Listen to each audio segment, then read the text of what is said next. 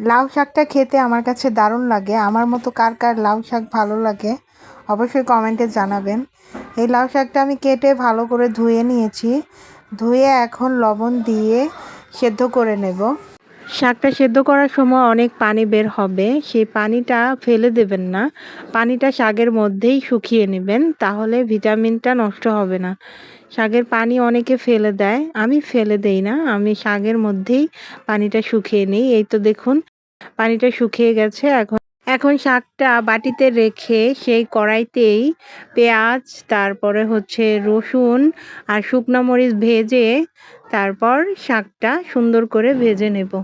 শাক ভাজার সময় পেঁয়াজ রসুন একটু বাড়িয়ে দিবেন, তাহলে অনেক মজা হয়। আমি সবসময় বাড়িয়ে দিই। এই তো দেখুন কি সুন্দর হয়েছে দেখতে, কতটা লোভনীয় হয়েছে।